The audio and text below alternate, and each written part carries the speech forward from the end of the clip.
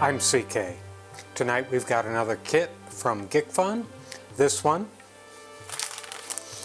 looks pretty simple, pretty quick. It's a sound activated light controller. Probably going to be easy to do and fun to play with. We'll see how appropriate it'll be for a young builder. Hope you enjoyed the video. Here's the package, and the label says Gikfun Sound and Light ... DIY for Arduino. They always say Arduino on these, and I never see any way you can connect an Arduino. These are standalone. So first thing I'll do is cut the bag open because I am incapable of opening bags like a normal person.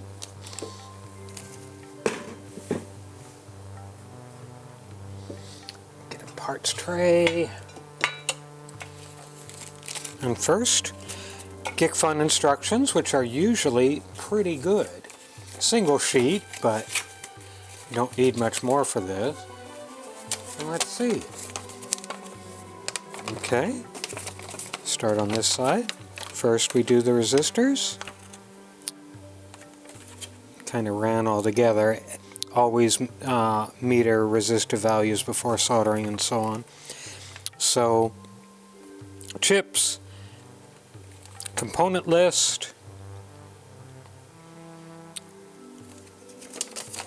On the back we've got a power cord, which is simply a USB cord, and a photoresistor, and a picture of the completed project, and a nice schematic. And this is a CD4011 in here as the controller, and I think that's, I don't know, I'm not going to guess. I think I've used that before, but I'm going to look it up.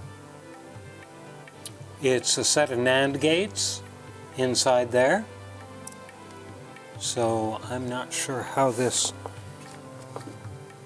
so we can look at the schematic and we'll figure out how it works once we get it all together. Let's see what's inside the bag. Again, another bag I can barely open like a human. I'll just dump everything out. Get rid of the USB cable for the moment. It's holding parts, just standard USB cable, longer than some. So look at the circuit board. Gikfun tends to have better circuit boards than other manufacturers in their class. And we've got all the values on the board. Well, not all the values on the board. We've got some of the values on the board. The board itself, nice, easy to understand and easy to see circuit traces, which is good. And again, this is from EQ Kit, which must be a subsidiary of Gikfun or a brand name of Gikfun. All the holes are through plated, which is very good, particularly for beginners. Make sure they're not going to have any cold solder joints. Some resistors, some LEDs. I think they're plain white. But let me give us the old light up the LED with the meter test to see what these LEDs look like. So you take your meter, you put it in continuity mode, which is the mode that it goes beep when you touch the leads. Because what that's doing is sending a small amount of voltage through the leads, and that small amount of voltage is enough to light up an LED. So these are bluish white, nothing too extraordinary, but good to know. Put that back away. That's the microphone. That's the controller, and we're going to be soldering it directly onto the circuit board. There's no socket in this kit. And the legs are a little out of true with each other, so just take a pair of needle nose and dress them up a little bit, and that's it. And one power switch, and 2 transistors, and there's the photoresistor. I don't know what the photoresistor is for. I mean, I thought it was only sound controlled, but let's see. So there's the mic. Going to that cap and that resistor. So that's it. It's pretty straightforward, pretty simple. Looks like it's going to be good for a beginner builder. So let me heat the soldering iron up and we'll get ready to build this. And we'll do like we usually do and do all the resistors first. I'm setting the parts list up in front of me so I can follow that for getting the resistors in the right place. And the first thing I'm going to do is meter my resistors, because you never know.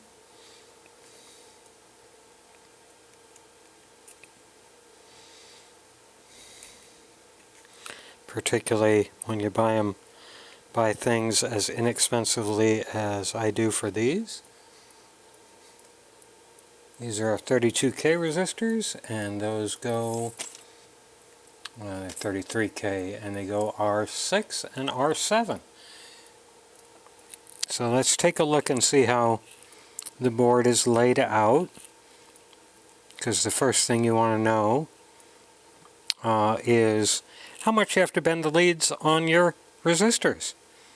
So take a look at it and say, okay, this board is set up so that it's very close to the body of the resistor. So put all the 33Ks on.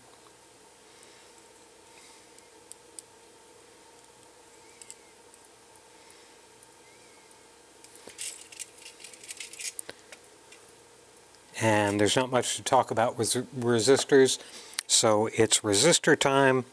I will speed up playback of the video and not have any commentary while I do this part.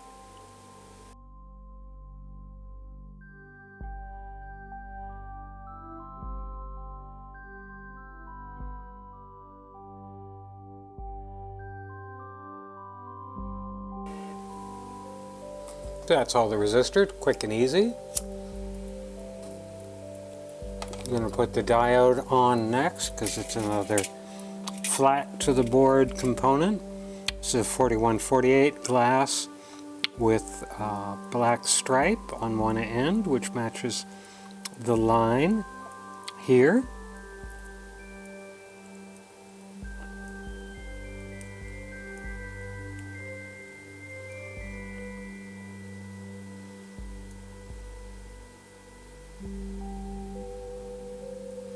Push that all down flat. What else am I going to do? I don't want to just solder one thing, do I? I'm going to go ahead and put the photoresistor on. Does that go flat, or does it want a little elevation?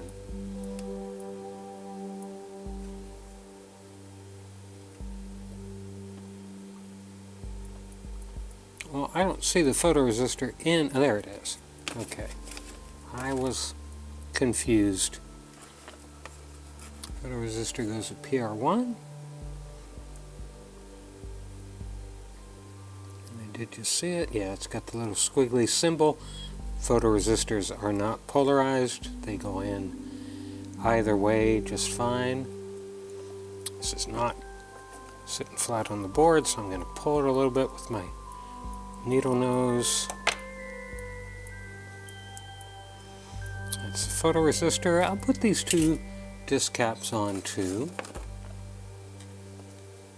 There it's C1 and C2. They're 104Ps, so that's 10 microfarad, or a tenth of microfarad, but they're ceramics. You got C2 and C1. Where's C1?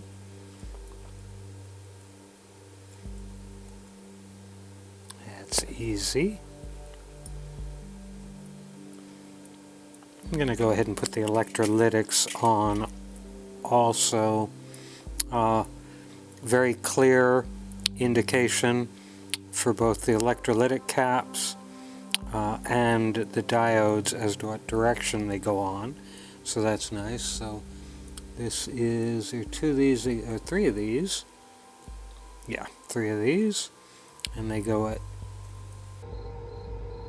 C3. Oops, get it both leads in both holes, not just one. Make sure we've got the polarity right.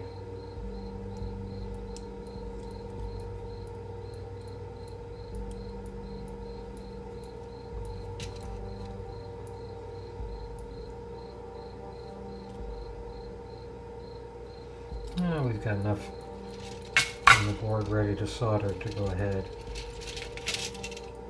Flip my solder block over so I have a little place to put the caps and so it lies flat.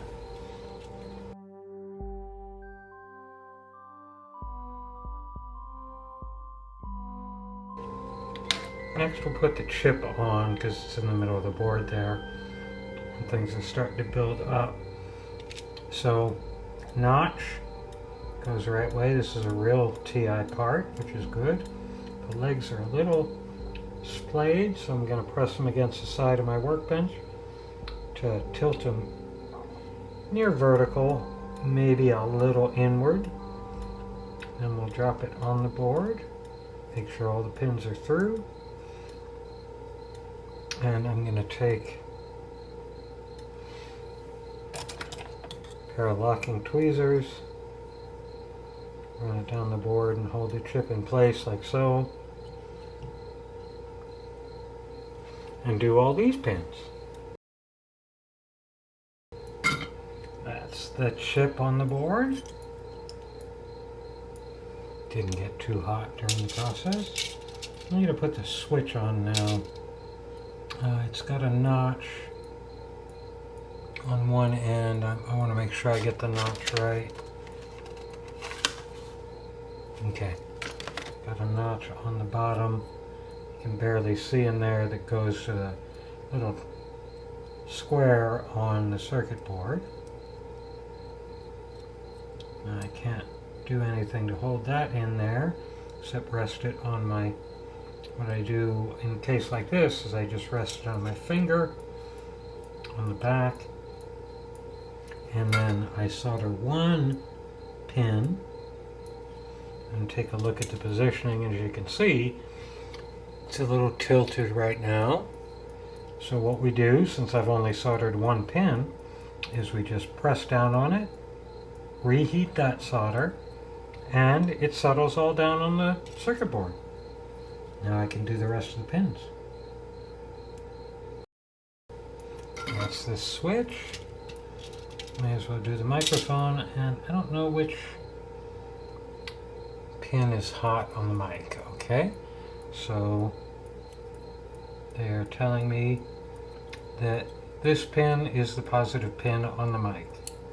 So put that in there like that. I'm going to kind of do this one the same way as I did the last one.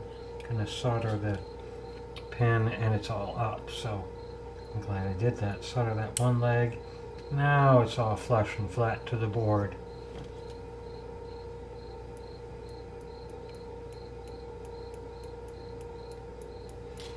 I'll give those leads a quick trim.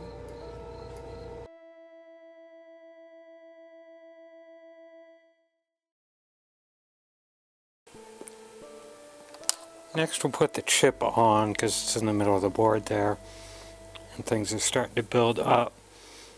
So notch goes the right way. This is a real TI part, which is good. The legs are a little splayed, so I'm going to press them against the side of my workbench to tilt them near vertical, maybe a little inward. Then we'll drop it on the board. Make sure all the pins are through. And I'm going to take a pair of locking tweezers, run it down the board and hold the chip in place like so, and do all these pins. That's the chip on the board. Didn't get too hot during the process. I'm going to put the switch on now. It's got a notch on one end. I want to make sure I get the notch right. Okay, got a notch on the bottom. You can barely see in there that goes to the little square on the circuit board. Now I can't do anything to hold that in there except rest it on my, what I do in a case like this is I just rest it on my finger on the back, and then I solder one pin and take a look at the positioning. As you can see, it's a little tilted right now. So what we do, since I've only soldered one pin, is we just press down on it, reheat that solder, and it settles all down on the circuit board. Now I can do the rest of the pins.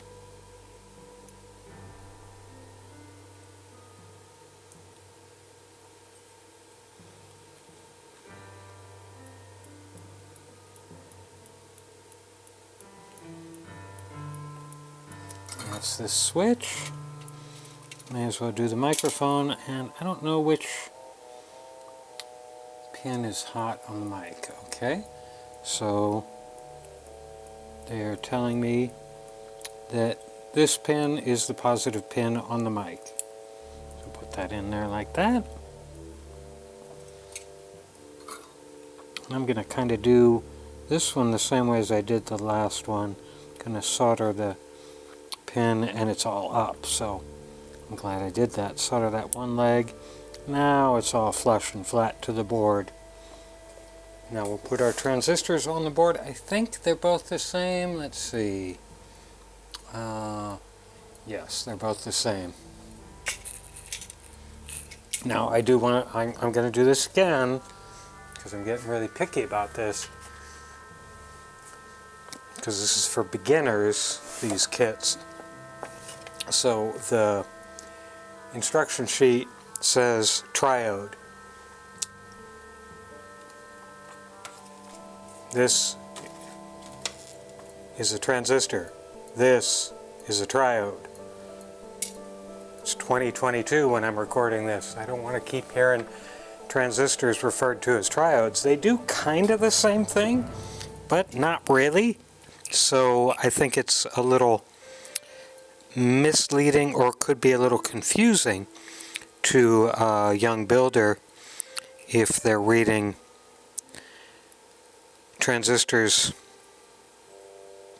as triodes, because again they have similar characteristics, but they are definitely not the same, either physically or functionally.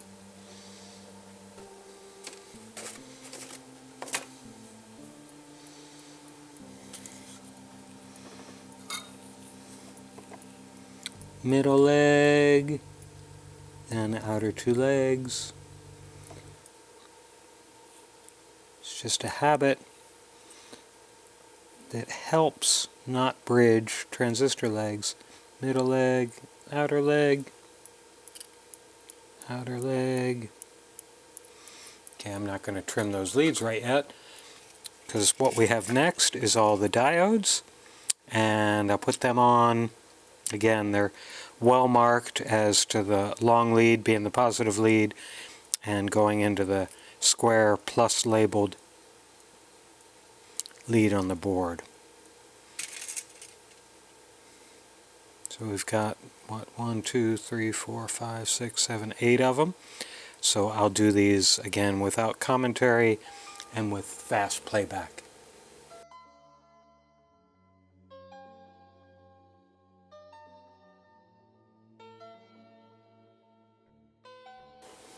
That's all the diodes. Now all we have left is the power cord.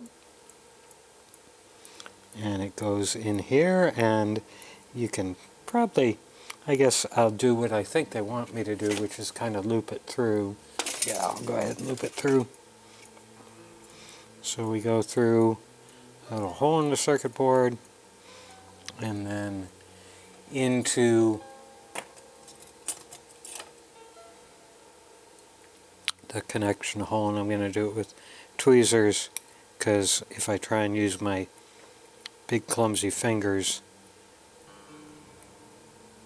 We'll be here quite a while. We may be here quite a while. Anyway, I need my finer point tweezers to get this one in. Get yourself a good set of tweezers, kids. They will stand you in good stead forever there. And now I set it down and it came right back out. I have a video on tweezers on the channel that you may want to take a look at. You can get some good tweezer sets relatively inexpensively. I keep messing this up.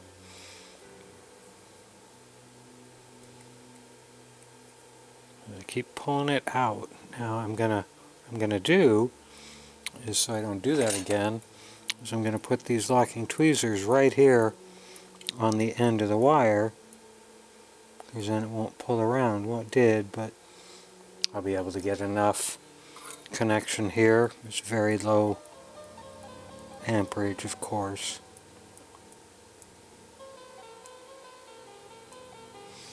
That'll be just fine.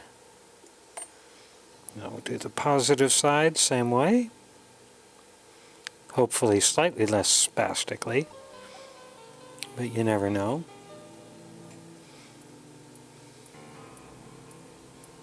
I'm just going to go ahead and do it the way I did the other one. No, I can't. It's not.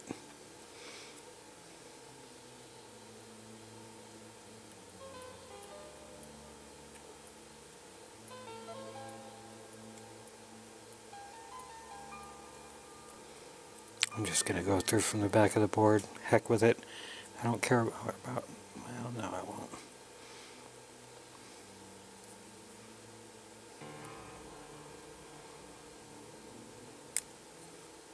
Okay. It's there. Sticking out a little bit, which I don't care about because that'll actually give me a better connection. Okay. All put together. Let me undo the tie wrap here. And you'll notice 2 extra LEDs. I've found that Gikfun often includes extra LEDs. I've rarely had a problem with LEDs. I think out of the few hundred I've used in Gikfun kits, I've had one bad one, which is not bad at all. So, let's see what we got here.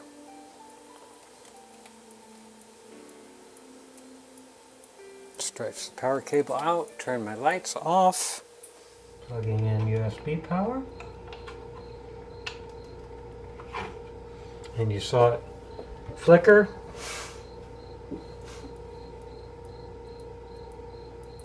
Okay, I just turned it off. So you saw it flicker.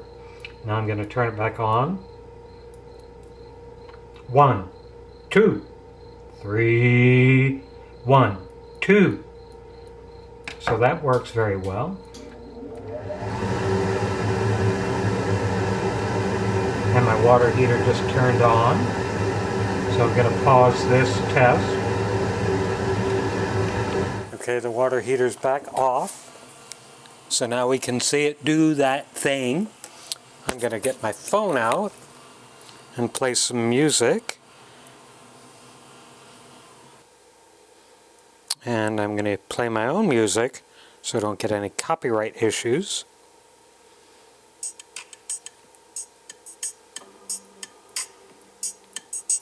Trying to turn the volume up as far as it'll go.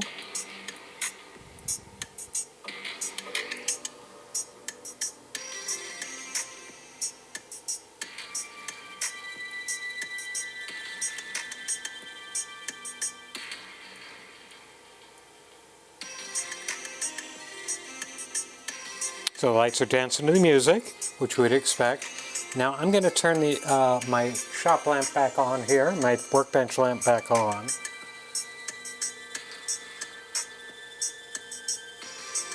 And see what this photodiode might do. I'm not seeing it do anything. The photoresistor, I mean.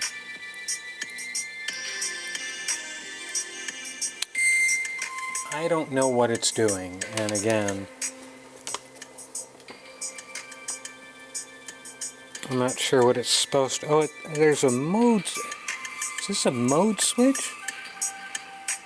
No.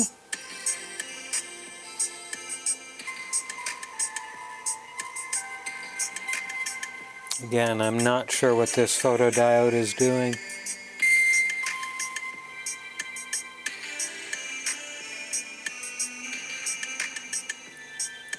Nope, doesn't seem to be having any effect. Maybe I'll try it outside, maybe I won't.